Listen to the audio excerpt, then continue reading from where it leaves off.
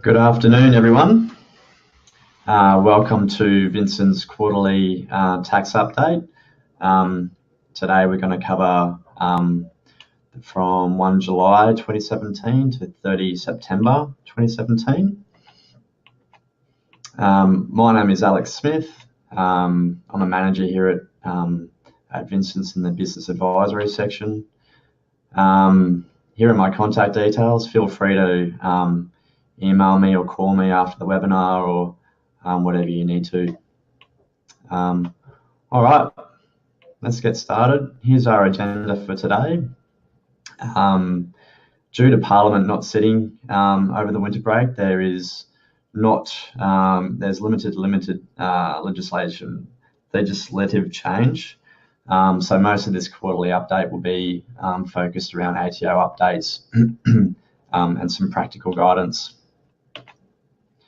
All right, so ATO update-wise, the ATO have developed a suite of occupation-specific guides to help taxpayers understand what work-related expenses they can claim. Now, these guides are broken into different deduction labels, including car expenses, home office expenses, clothing, and self-education. It covers a broad range of occupations, so looking at construction workers, retail workers, office workers, and so on. And they're a handy guide for taxpayers, and the ATO are also encouraging tax practitioners to supply these guides to their clients. Okay, some ATO focus areas. Now, in going through these, it's pretty important to remember to adhere to some of their specific client circumstances. The ATO have increased the level of focus along with, their data matching technology. So, they're getting pretty good at picking up errors. And what they're paying pretty close attention to this year is work-related car expenses. The Assistant Commissioner, Kath Anderson, said she wants taxpayers to avoid getting tripped up by making claims that they can't justify. So citing standing claims as common error. Over 3 million people have a work-related car expense claim in 15-16, totaling around 8.5 billion. And a significant portion of these claims are right at the limit that doesn't require detailed records. So that's up to the 5,000 kilometre limit. And the highest number of workers claiming car-related deductions were managers, sales and marketing employees, teachers, office workers, and carers. Another focus area for them this year is SMEs, and this was from the Commissioner's recent address to the Council of Small Business of Australia National Summit. The ATO's intent is to support viable and honest small business to thrive, but they'll tackle the behaviour of those who do not do the right thing or gain unfair advantage through non-compliance. They'll be publicly targeting lack of or inconsistent record keeping, personal expenses, so things like family cars, family holidays, school fees, and incorrect use of loan accounts. So constantly borrowing from the business but never paying back.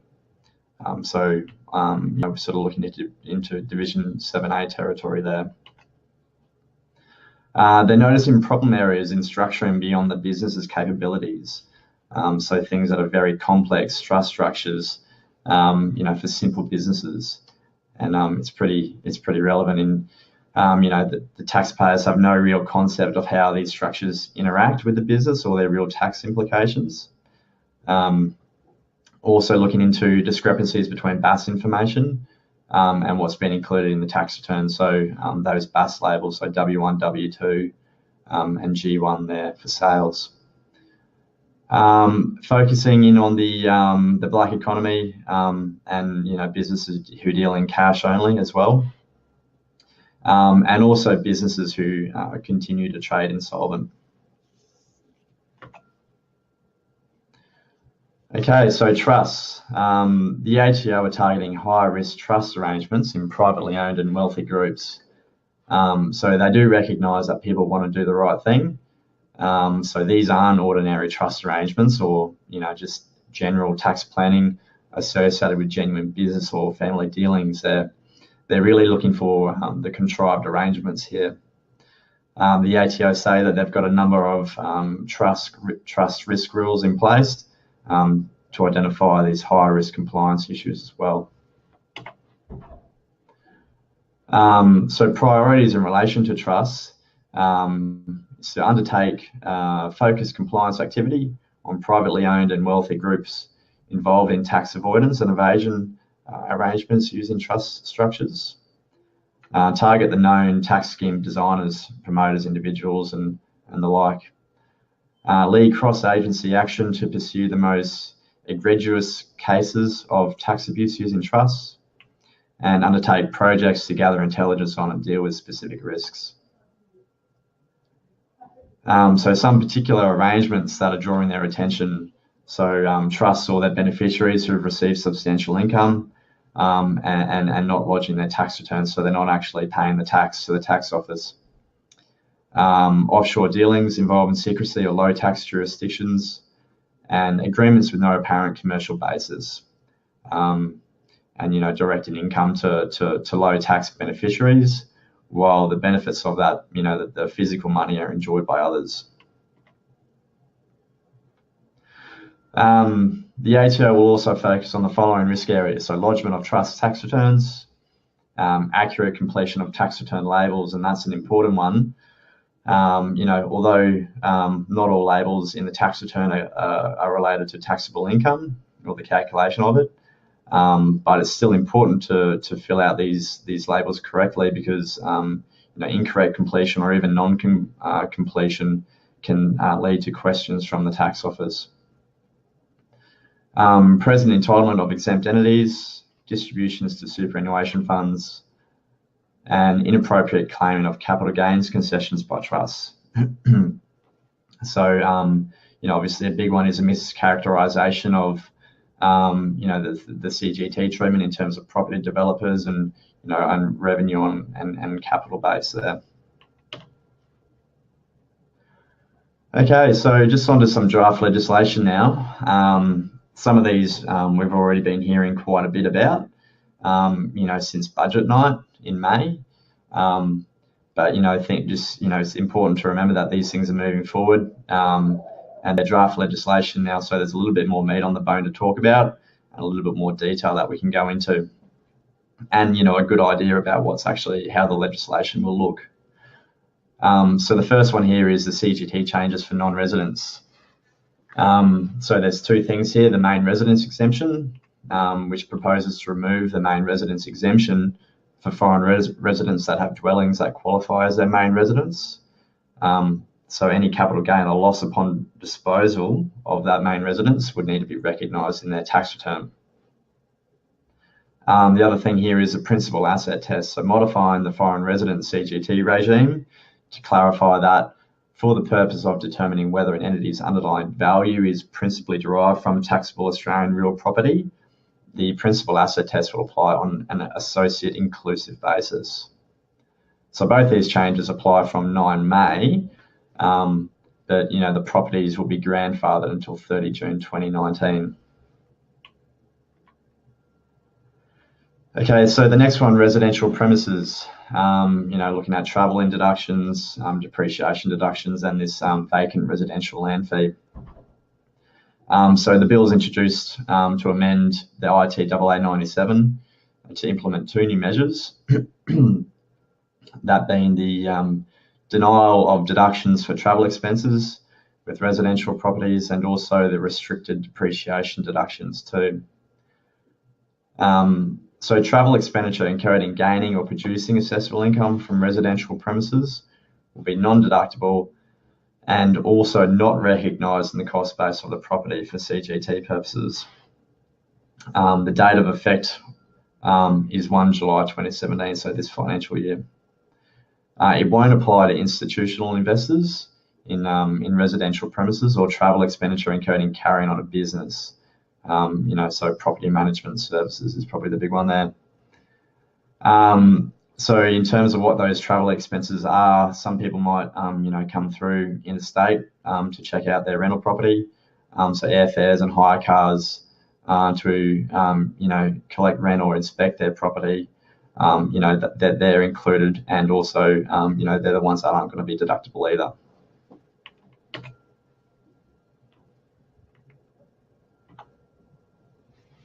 Okay.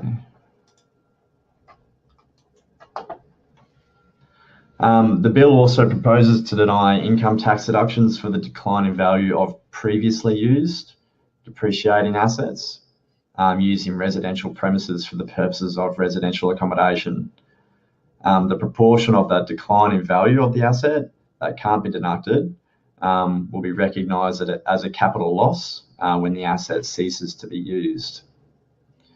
Now, these amendments would apply to income years commencing on or after 1 July 2017, unless the asset was acquired by an entity before or under a contract entered into before 7/30/9 May 2017, and that's the budget note, or the start time for the asset occurred during or before the income year containing 9 May 2017, and the entity was not entitled to a deduction for that asset under Div 40 or subdivision 328D in that income year. And the last one for this one is the bill's proposing to implement an annual vacancy fee on foreign owners of residential real estate, where the residential property is not occupied or genuinely available for rent for at least 6 months in the 12-month period. Okay, so passive investment companies and lower company tax rates. So there's some exposure draft legislation out at the moment. Sorry, it was out. I think it's closed off now. Release that proposes to exclude passive investment companies from qualifying for the lower small business company tax rate before the 2024 income year. So companies will not be eligible for the lower tax rate if 80% or more of the entity's assessable income is from passive income. Now, those corporate tax rates for small companies was reduced to 27.5% for turnover less than 10 million in the 17 financial year, 25 million in 18, and 50 million in the 19 financial years. The exposure draft amendments will ensure that a corporate tax entity will qualify for the lower corporate tax rate only if the corporate tax entity carries on a business in the income year. Now, that's an important one here, carrying on a business. The ATO have released some guidance on what that actually means. They recognise that, we're lodging, preparing and, in some cases, lodging tax returns for companies already. And this is still in exposure draft legislation. It hasn't actually been finalised yet. So I'd definitely recommend to go to the ATO website to find out, what they actually term carrying on a business and applying it to your circumstances. The aggregated turnover of the corporate tax entity for the income year is less than the aggregated turnover threshold. So those thresholds, again, 10 million for 17, 25 and 50 in those other 18 and 19 financial years. And the corporate tax entity does not have passive income for that year of 80% or more of its assessable income.